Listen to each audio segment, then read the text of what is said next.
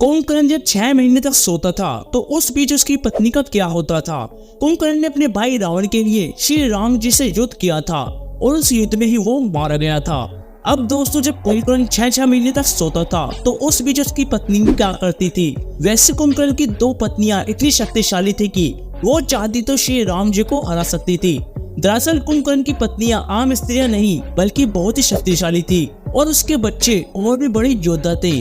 आइए दोस्तों, आपको कुंभकर्ण की कुछ ऐसी बातें बताते हैं जो बहुत ही कम लोगों को पता है। कुंभकर्ण भी दोस्तों रावण की तरह बहुत ही ज्ञानी था, लेकिन शराब के कारण उसकी शक्तियां छीन ली गई।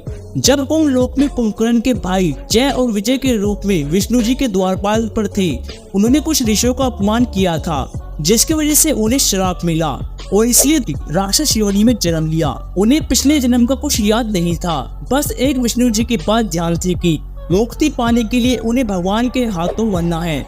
कुंभकर्ण जानता था कि उसे जो सजा मिली है वो उसे भोगनी पड़ेगी, लेकिन रावण चालाक था। उसका जन्म एक ब्राह्मण परिवार में हुआ था। रावण दुनिया पर राज करना चाहता था, लेकिन कुंभकर्ण को वापस स्वर्ग जाना था। कुंभकर्ण बचपन में ऋषियों के होने वाले यज्ञ में विघ्न डाला करता था।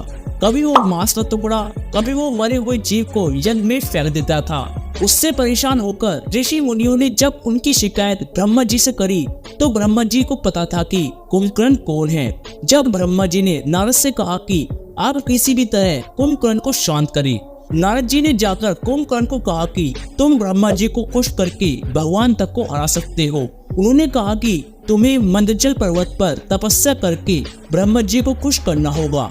कुंभकर्ण रास्ते में ही था जब उसकी नजर एक खूबसूरत कन्या पर पड़ी और वो स्त्री कोई और नहीं बल्कि व्रजबाला थी और उसके पास कई मायावी शक्ति थी। व्रजबाला को कुंभकर्ण ने कहा कि हे कन्या, हमारा तुम पर दिल आ गया है, मैं तुमसे विवाह करना चाहता हूँ। लेकिन व्रजबाला कुंभकर्ण से 2000 साल बड़ी थी। कुंभकर्ण ने व्रजबाला से उसी समय विवाह कर लिया। उन्होंने काफी समय साथ में बिताया।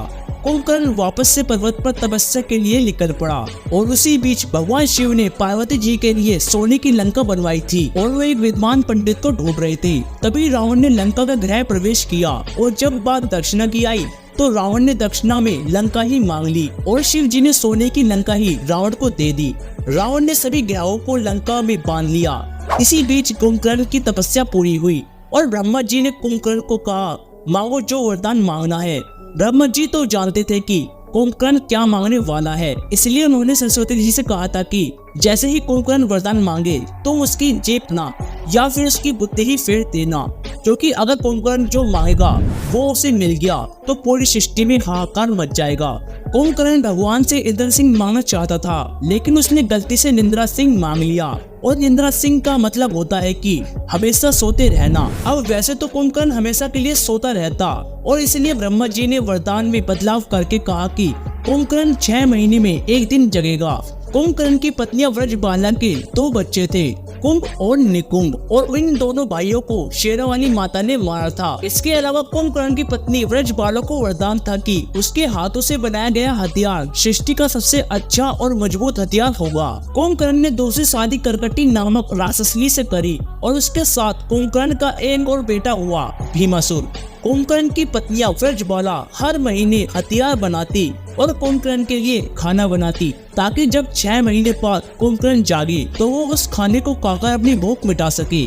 और कुंभकर्ण की दूसरी पत्नी करकटी अपने राज्य में अपने बेटे को लेकर रहती थी, ताकि रावण और श्री राम की लड़ाई में उसके बेटे को कुछ ना हो जाए। हालांकि बाद में भीमासुर का वध भगवान शिव जी ने किया था और उसी जगह पर आज भीमासुर नाम का मंदिर भी है। तो दोस्तों, ये थी कुंभकर्ण के बारे में कुछ ऐसी बातें जो बहुत ही कम लोगों को पता है।